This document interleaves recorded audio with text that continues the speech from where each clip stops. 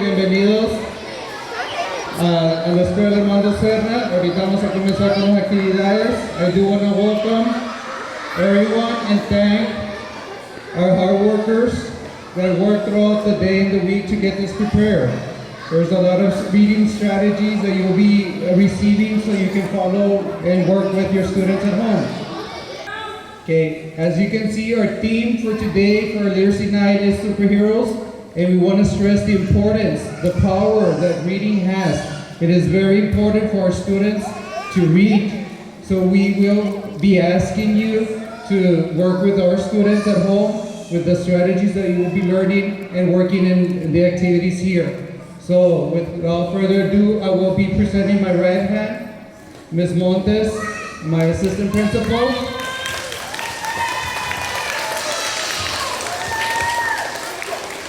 Our interventionists, Ms. Gomez and Ms. Salinas.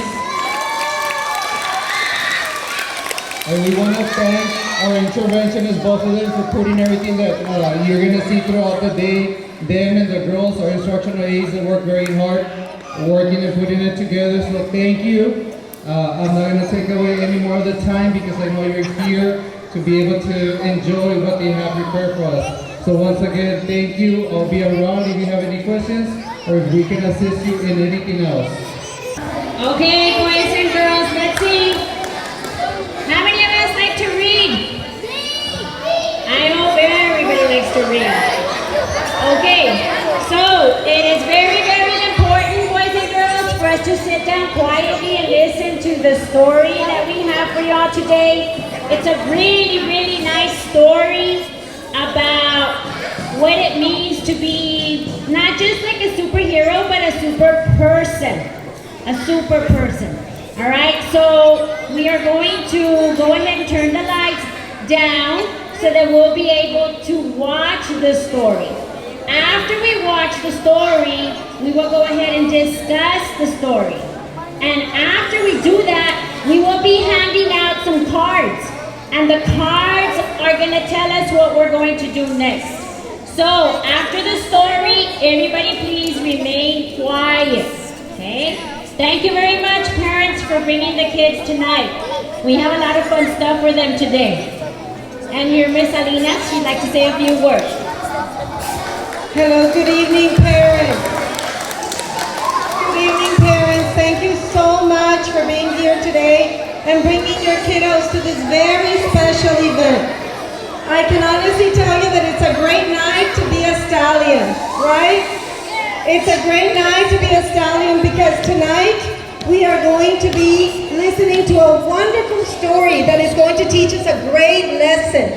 Not only that, we are going to get to enjoy our story by going through different centers, and we have worked and enjoyed working on these centers to extend and so that you are able to connect, boys and girls, to the beautiful story that you're going to listen to in a few minutes. Once again, after we finish with the story, we are going to go over the story to make sure that we understand everything about the story. And then we're going to walk into the hallway, and we are going to do it in a very nice manner. We're all going to be in order, and you are going to have a little ticket like Ms. Gomez mentioned. In that ticket, we're going to have 7 different centers. You will get to make it to 4 of those centers tonight. And you will enjoy every single thing that all of the staff has helped us prepare for you tonight. Okay? Have fun, guys. The story's about to begin. Thank you. The Heart of a Hero by Carolyn Buhner. Illustrated by Mark Buhner. Read by Mr. Bragg. Dexter was a little dog.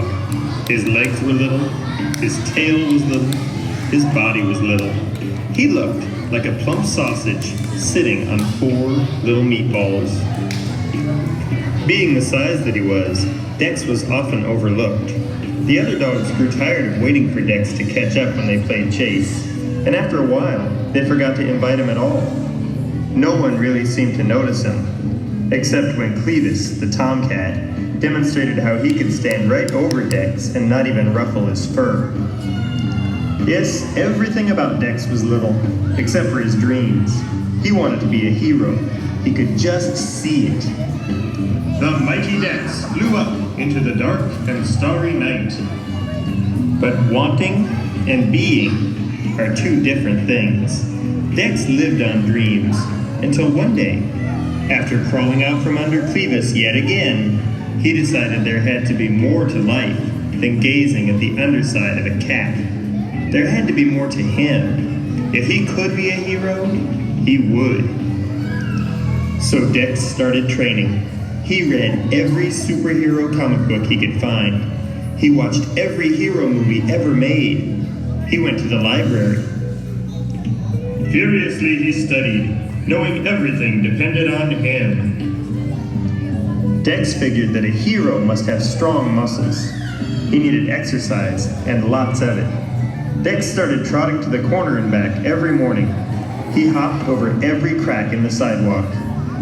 He struggled to climb the garbage pile, up and over and down, then up and over and down again.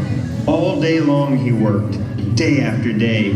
Even at bedtime, when he wanted to flop on the rug with his tongue hanging out, Dex forced himself to circle 5 extra times. The mighty Dex pressed on through wind and rain and storm and fatigue.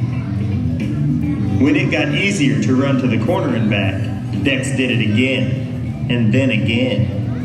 Then he dragged a sock filled with sand as he ran, then 2 socks. When Clevis was bored and stood in the middle of the sidewalk to block his way, Dex dropped to the ground and slid right under him. He was too busy to be bothered by Clevis. Dex was tired. He was sore. He was working so hard that he almost forgot what he was working for. But one night, as he dragged himself to bed after his last set of push-ups, Dex stopped in front of the mirror and flexed. He could feel them. He could see them.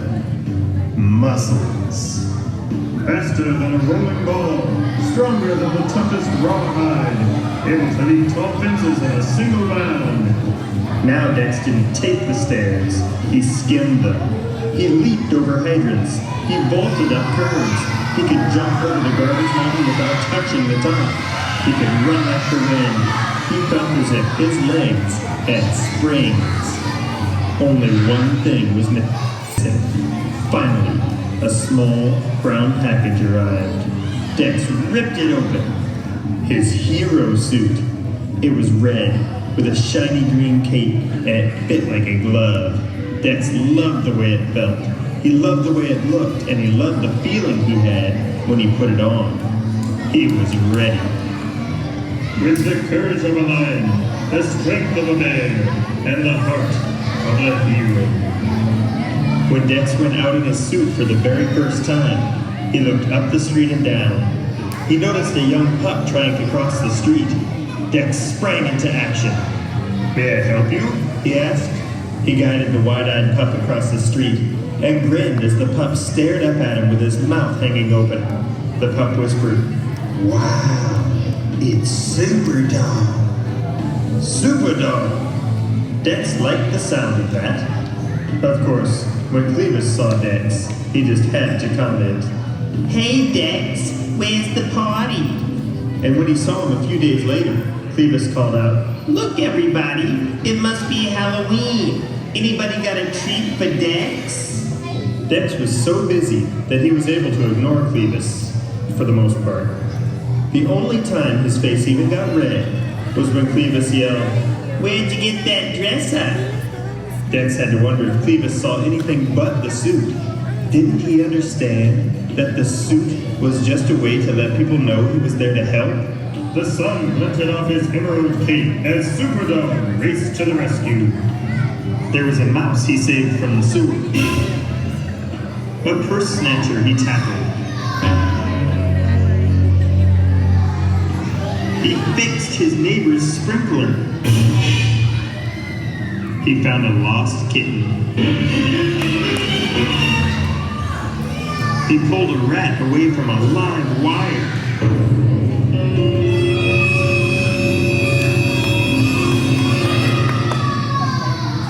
Tracked down a lost wallet, put out a trash fire, and organized a neighborhood cleanup day. It seemed that now, whenever anyone needed help, they turned to Dex. And Dex had never been happier. Late one evening, there was a banging at the front door. When Dex answered it, it seemed as if the whole neighborhood was yipping and yowling in panic. "It's Clevis!" they shouted. "He's stuck in a tree! Hurry, Dex! Hurry!" Dex raised his eyebrows. It was not like Clevis to move enough to get into any trouble. In a flash, he was dressed and ready. It was clearly a desperate situation. As he got closer, Dex could see Clevis. He had been chasing a squirrel to the top of a tree, but had slipped and was hanging by one claw from a slender branch. He was yowling for all he was worth. "I'm slipping!" Clevis screeched. "Help me!" Dex looked desperately around for something to climb on.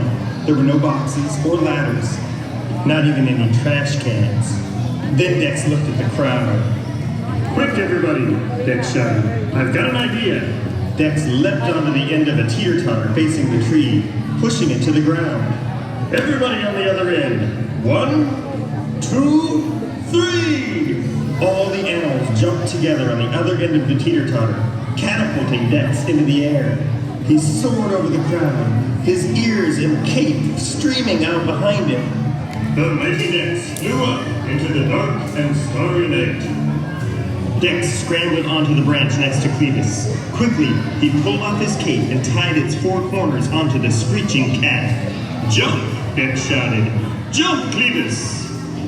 With an ear-piercing shriek, Clevis let go.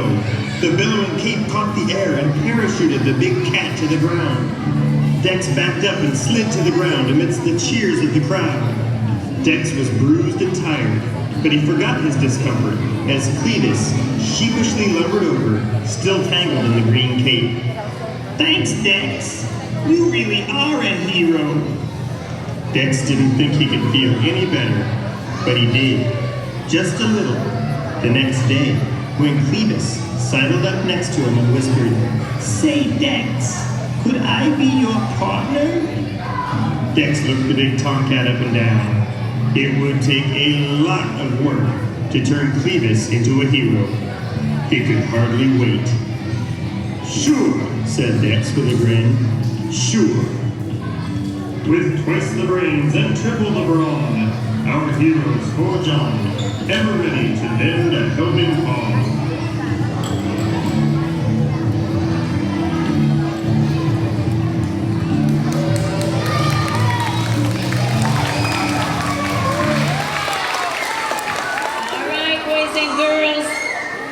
So, the story is called Dex, the Heart of a Hero.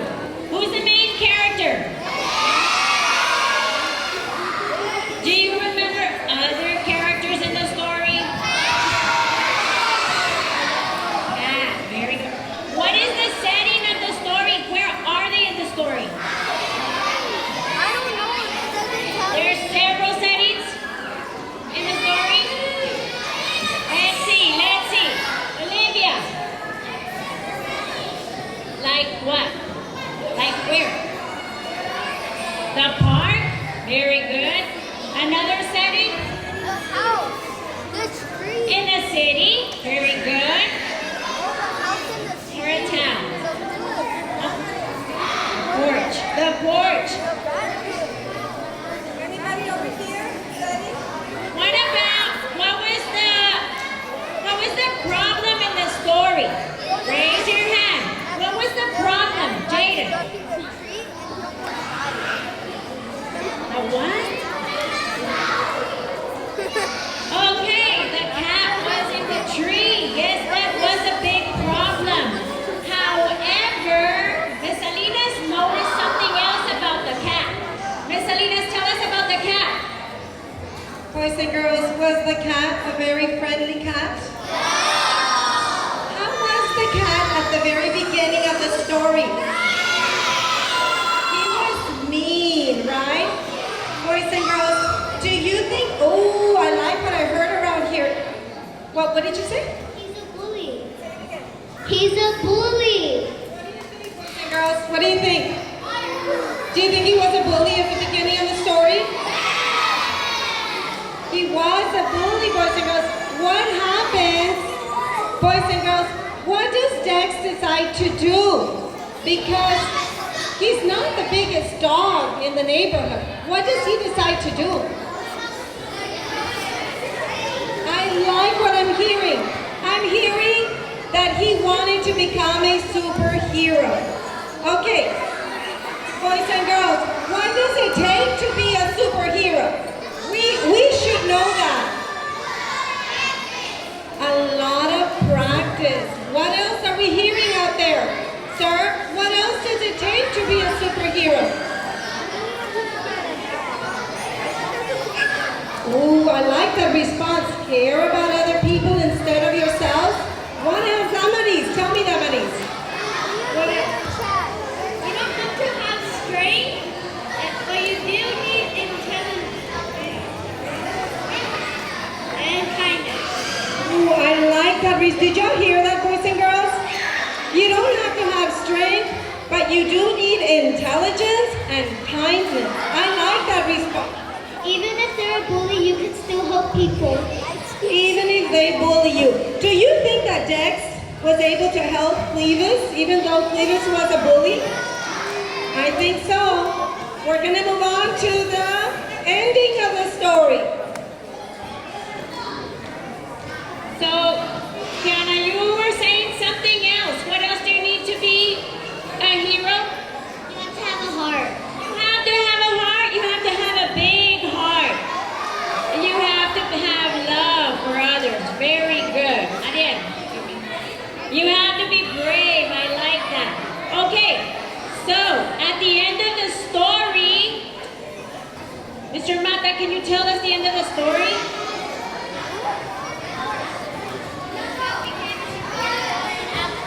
The cat became a superhero. The cat also became a superhero. He really ended up admiring, what's his name again? Dex. The cat ended up admiring Dex. And that's what happened at the end.